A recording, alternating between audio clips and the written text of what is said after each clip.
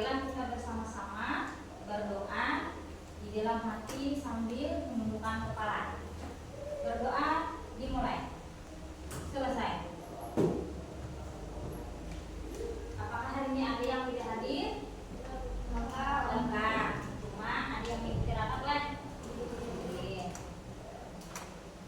Nah, hari ini Ibu akan sampaikan tujuan pembelajaran kita pada hari ini. Pertama, menganalisis ragam bahasa serta menjelaskan tata cara penulisan karya ilmiah dan menyajikan karya ilmiah itu sendiri.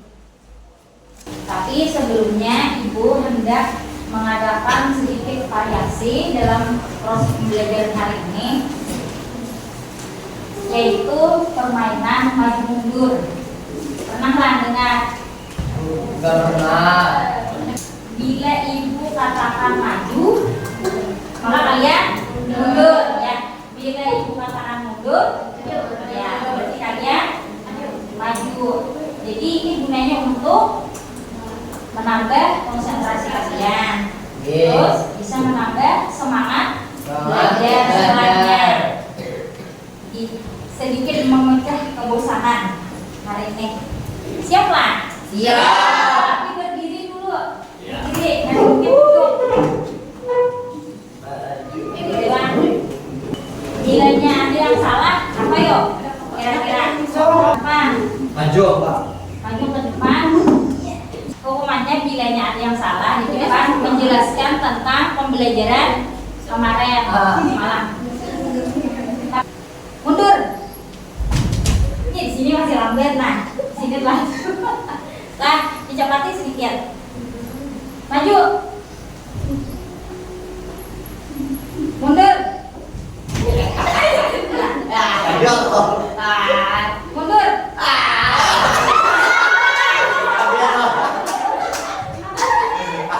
Ayo maju dulu sini. Ayo, Pak. Sama Ibu. Kita kumpulan aja, kumpulan. Sampai 5 orang.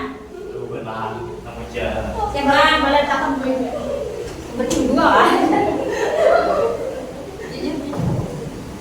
Siapa? Lagi saya mau sebentar ya. 1, 2, 3. Maju. Mundur. Maju. Maju.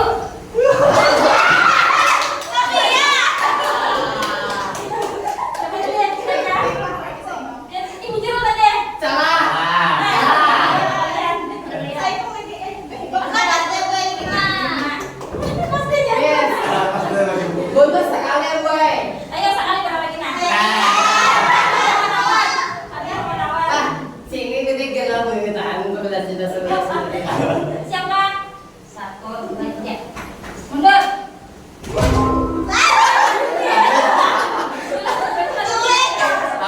Lihat maju, maju.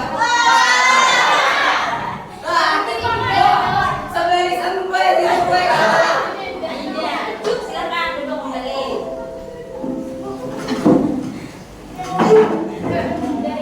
Apa ya tadi hukumannya? Menjelaskan gue Menjelaskan sedikit ya. itu main apa ya? Dari siapa? Dari Sujo. Apa arti karya ilmiah?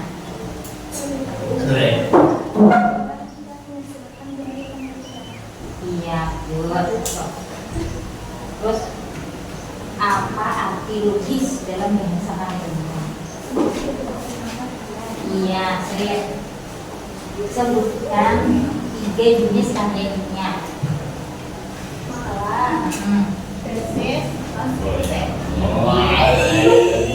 Dalam daftar pustaka setelah penulis apa ya? Setelah penulis,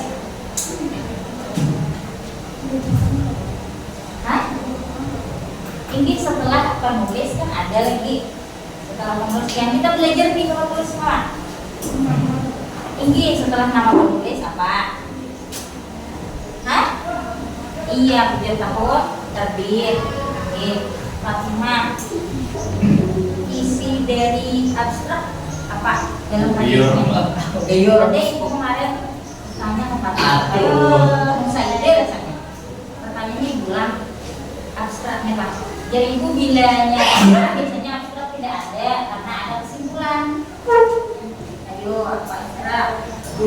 Isi kesimpulan apa dulu? Isi kesimpulan. Kesimpulan tuh merangkum. Iya, iya anggapan. Ya isinya tuh rangkuman atau isinya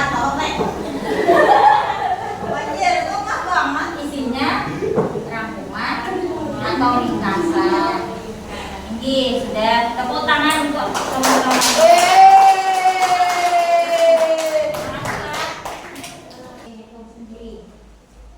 Sebelumnya ibu bertanya, apakah di antara kalian ada yang tahu dengan arti ragam bahasa? Di apa?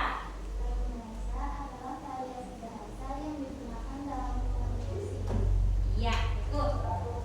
Jadi ragam bahasa itu sendiri adalah variasi bahasa yang digunakan dalam komunikasi atau dalam penyampaian sebuah karya ilmiah yang disajikan secara berbeda-beda topiknya. Menganalisis ragam bahasa karya ilmiah. Kaidah kebahasaan dalam karya ilmiah merujuk pada aturan penggunaan bahasa yang baik dan benar sesuai dengan standar ilmiah. Jadi dalam penulisan karya ilmiah itu ada kaidah kebahasaannya yang harus diperhatikan. Pertama, bahasa karya ilmiah tersebut harus bersifat apa? Bersifat objektif. Arti objektif itu penulis harus menghindari penggunaan kata-kata yang menunjukkan keberpihakan atau opini pribadi atau pendapat seseorang. Ingat opini? Apa arti opini? Iya, pendapat. Kebalikan dari fakta. Pernah belajar sudah kan? Jadi bila hanya bahasanya objektif itu artinya semua pernyataan yang didasarkan itu harus berdasarkan fakta dan data yang dapat dipertanggungjawabkan. Kedua, bahasa ilmiah itu harus bersifat reproduktif. Artinya sebuah karya ilmiah itu harus reproduktif karena bertujuan pembacanya dapat menerima dan memahami pesan yang ingin disampaikan oleh penulis. Jadi bila sebuah karya ilmiah itu dapat diterima dan dapat dipahami oleh pembaca, maka bahasa karya ilmiah itu sudah bersifat reproduktif. Terus yang ketiga, harus bermakna denotatif. Arti denotatif itu artinya penulis karya ilmiah harus menggunakan istilah atau kata yang memiliki satu makna. Jadi setiap kali kalian membaca sebuah karya ilmiah, yang keluar dari pemahaman kalian itu cuma satu makna. Setiap pernyataan atau teks yang kalian baca yang keluar cuma satu makna, bukan dua makna. Kalau dua makna itu kayak pemahaman kalian tuh lebih dari satu. Bahasa kitanya ambigu. Pernah dengar ambigu? Ambigu itu setiap kali kalian membaca sebuah teks atau bacaan terkadang menimbulkan pemahaman yang berbeda-beda. Nah, bahasanya tuh menggunakan kata konotatif lawan kata dari denotatif. Nah, kalau karya ilmiah itu harus bermakna denotatif. Jadi bila teksnya kayak gitu, jadi pengertian kalian harus kayak gitu juga. Harus cuma satu makna yang dapat diambil. Kalau konotatif tadi sama dengan bahasa kiasan artinya. Jadi dalam karya itu tidak boleh menggunakan kata-kata kiasan atau ungkapan. Nah, ungkapan itu terkadang tulisannya berbeda dengan maknanya. Paham Pak? Sudah pernah dengar kata kiasan Pak? Misalnya kata konotatif itu contohnya panjang tangan. Tahu arti panjang tangan? Iya. Kalau tulisannya kan pemahaman kita terkadang kalau membaca sekilas panjang tangan, berarti tangannya yang panjang. Tapi sebenarnya itu artinya pendek. Nah itu maksud karya ilmiah itu tidak memiliki arti yang seperti itu. Itu kan konotatif. Jadi lawan katanya untuk karya ilmiah harus denotatif. Tidak boleh ada pemahaman yang berbeda-beda dari setiap pernyataan. Makanya kalian menyajikan sebuah karya tulis atau karya ilmiah itu harus berdasarkan fakta dan data ya. Dan pernyataannya dapat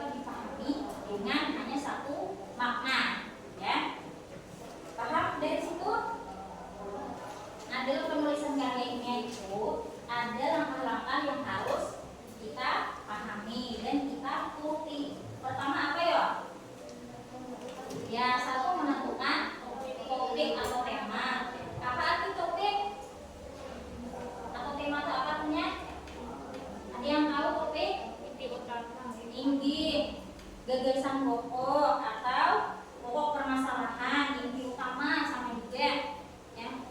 Dari setelah menentukan topik, terus kita membuat outline atau kerangka karangan. Kerangka karangan itu sama dari bagian kita mengarang halaman judul, terus apalagi halaman judul, kata pengantar, terus daftar isi, terus bab pendahuluan, isi dan penutup. Nah, di bagian bab 2 pembahasan 1 diambil dari rumusan masalah.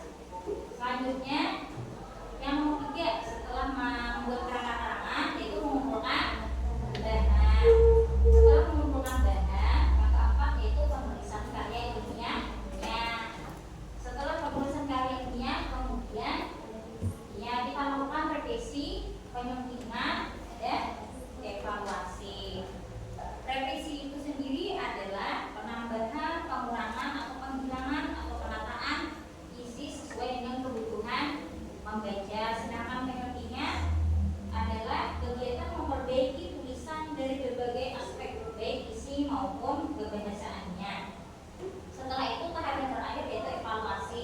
Evaluasi sendiri adalah kegiatan memeriksa kembali hasil tulisan, menyeleksinya dan menyesuaikan dengan fokus tulisan.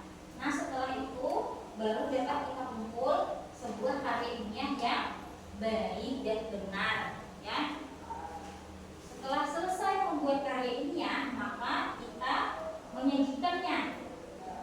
Cara menyajikan karya ilmiah bisa berupa presentasi di depan kelas ya, di hadapan teman-teman dengan menyajikan sebuah topik permasalahan dari isi makalah kalian, kemudian melakukan diskusi tanya jawab dan menarik kesimpulan dari hasil presentasi. Mengakhiri pembelajaran kita hari ini, dapat kita tarik kesimpulannya bahwa cara untuk menganalisis ragam bahasa dalam penulisan karya ilmiah itu ada 3 cara kebahasaan yang harus kita perhatikan. Pertama, apa tadi bahasa ilmiahnya? Ya, harus bersifat objektif. Kedua, reproduktif. Ketiga, tinggi. Terus dalam penulisan karya ilmiah ada beberapa langkah yang harus kita lakukan. Pertama apa? Ya, menentukan topik atau tema. Kedua, membuat karangan. Ketiga, mengumpulkan bahan. Yang keempat, tinggi. Yang kelima, iya, serta menyajikan karya ilmiah dapat berupa kegiatan presentasi kelompok sekaligus melakukan diskusi tanya jawab. Jadi Ibu berharap setelah pembelajaran hari ini itu dapat memberikan manfaat untuk kalian semua, terutama Ibu pribadi. Atas segala perhatian dan usaha kalian untuk fokus dalam pembelajaran, Ibu ucapkan terima kasih. Dan dari Ibu sendiri, jika terdapat kesalahan baik dari perkataan maupun perbuatan, Ibu mohon ampun dan maaf. Untuk pembelajaran berikutnya minggu depan kita membahas tentang cerpen dan puisi. Nah, untuk mengakhiri pembelajaran hari ini, mari kita ucapkan hamdalah. Alhamdulillah. Ibu akhiri